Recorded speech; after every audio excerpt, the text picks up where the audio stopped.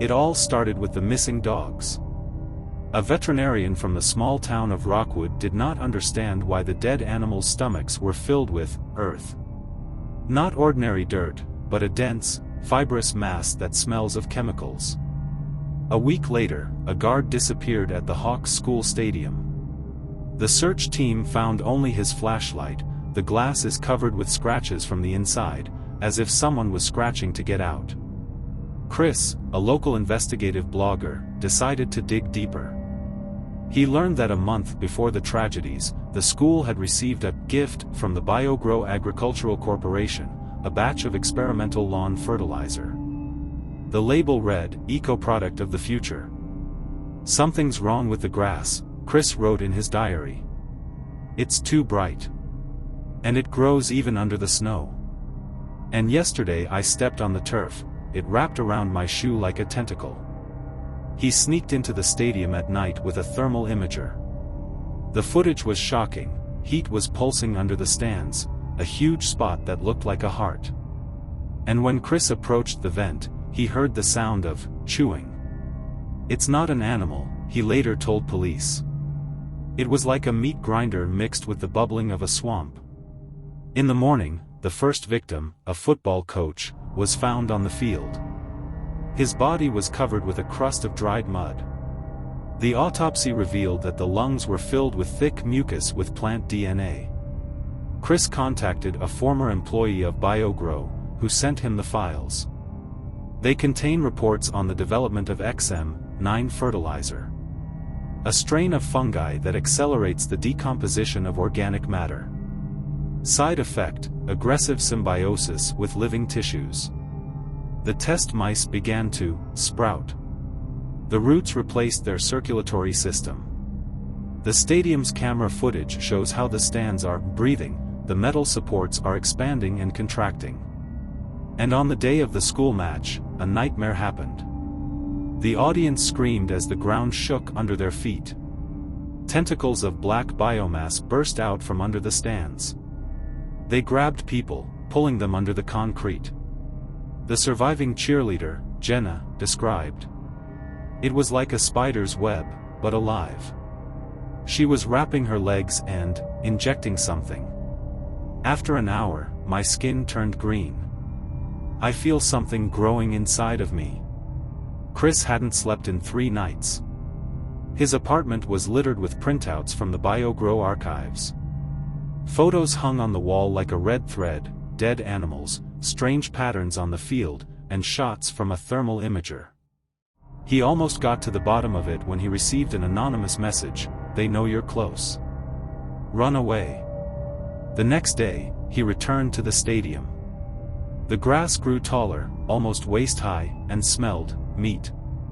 Chris was holding a can of herbicide in his hands, the only thing rumored to slow down the XM9. What he found. There is a manhole under the stands, hidden by a web of black roots. Inside, a room with rusty test tubes, ampoules of XM9, and a diary of a BioGrow laboratory assistant. Diary entries. Day 12, mycelium reacts to sound.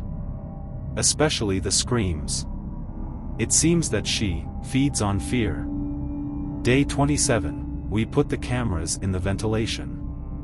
At night, something moved in the dark. Not an animal. It looked like a tangle of roots and bones. Chris turned on the recorder. Distorted voices poured out of the speakers, recordings of the BioGrow negotiations. "Chief Engineer, we cannot allow a leak. If the mycelium reaches the groundwater, the whole city will become an incubator. Director, clean up the facility. At any cost." Suddenly, the ground shook. Tentacles crawled out of the laser, not roots, but something between muscles and a mycelium. They grabbed Chris by the ankle. The herbicide hissed, scorching the flesh of the creatures, but there were too many of them. A strange escape. A girl in a gas mask stepped out of the shadows. Her face is hidden, and she has a BioGrow tattoo on her neck. She threw a smoke bomb, stunning the tentacles. "You carry it in your lungs," she said hoarsely. The XM9 is already in you. The only chance is to burn the core. Chris barely had time to make out the girl's face. The left cheek was covered with a network of bluish veins, like roots under the skin. She gave her name as Irene and handed him a syringe with a cloudy liquid. It's an inhibitor. It will slow down colonization, but it won't stop it. We need to get to the core. They went down into the tunnel under the stands. The air hummed like a transformer, and the walls were covered with beating bubbles. Insect larvae with human teeth swarmed inside. XM9 rewrites DNA, Irene explained, making her way through the thicket of mycelium. He mixes the species. Creates hybrids, like me. Her sleeve pulled up, revealing a hand transformed into a cross between a brush and a flower. The fingers ended in thorns, sticky pollen oozed from the palms. Why aren't you like them? Chris nodded at the tentacles clinging to his shoes. The mutation is successful. I'm a gardener. I can control small colonies. But the core is stronger. The core turned out to be a huge ball of fatty tissue and chitin. It pulsed like a heart, releasing spores into the ventilation shafts. There were remains scattered around, bones wrapped in mycelium, skulls with sprouted mushrooms instead of eyes. It's the brain, Irene whispered. Mycelium is learning. Do you see the organs? Chris took a closer look, structures like lungs, filtering the air, liver, processing toxins, and BioGrow surveillance cameras embedded in the flesh stretched from the core. It's watching. Remembers everything the cameras saw, Irene said.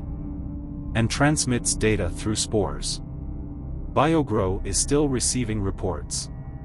She took out a thermal shock bomb, developed by BioGrow for the emergency destruction of samples.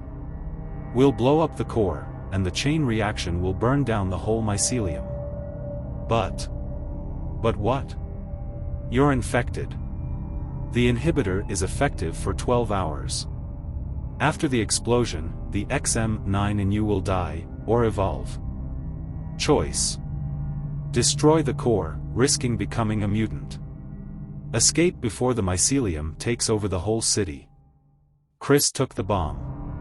His hand was shaking, his nails were blackened, and his ears were ringing as if mycelium was whispering, "We can get bigger. Become eternal." "I'm setting the timer for 10 minutes, he said. "Will we make it?" Irene nodded, but her flower hand suddenly shot a thorn into Chris' chest. "I'm sorry.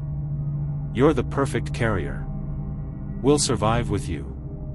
Timer, 9:59. 09:58. Chris fell to his knees, clutching the bloody wound on his chest. The thorn released by Irene was covered in bioluminescent slime that pulsed with blue light like the veins of a mycelium. His fingers began to go numb and his vision blurred, but he saw that the clock on the bomb showed 7:34. 07:33. "You're crazy," he croaked, trying to pull out the thorn.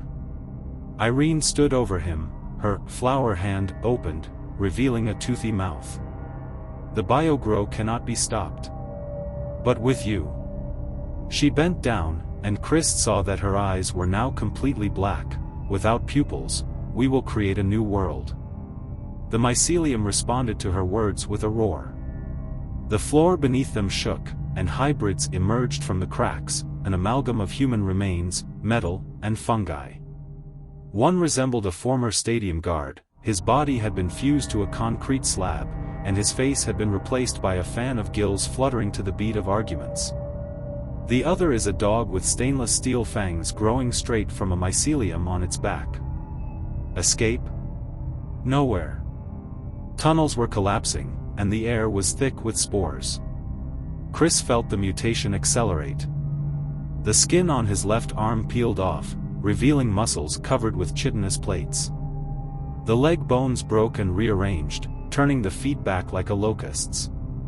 There was something stirring in his chest, the mycelium was forming a second heart. He crawled towards the bomb, dragging his deformed body. Irene laughed as she watched the hybrids walk around him, as if giving him a chance. "You can't stop her," she said. XM9 has already rewrote your DNA. Even if you blow up the core, you'll become a new host. Timer, 512. 05:11. Chris reached for the bomb. His hand, now more like a crab's claw, was shaking. But instead of turning off the device, he hit the acceleration button. The timer jumped, 3 o'clock. 02:59. "What are you doing?" Irene screamed. "If the core explodes before." He exhaled a bloody foam. "The chain reaction will not have time to reach the city." The hybrids howled. The core shuddered, releasing a wave of neurotoxin. The air turned yellow. Chris, losing consciousness, saw Irene running towards the exit, her body covered with cracks. Last seconds. 2 o'clock, the walls of the tunnel began to melt like wax.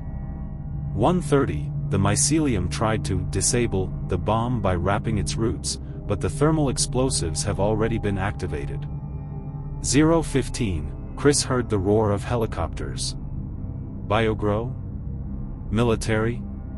0:01, his last thought, at least the dogs will survive. Explosion. After 72 hours. The city is cordoned off. Military men in bio-suits are burning the ruins of the stadium. But there was no mention of Chris or Irene in the news reports. Surveillance camera, declassified by hackers. A crater is visible in the epicenter of the explosion. At the bottom is a giant spore covered with titanium plates. A figure with green eyes and a hand like Irene's crawls out of the nearest sewer. Behind her are dozens of shadows with human silhouettes, but not quite. Text on the screen. BioGrow announces the launch of the Phoenix project, ecosystem restoration through innovative biotechnologies. The last frame. Chris's hand sticking out of the ground near the crater. The fingers slowly clench into a fist.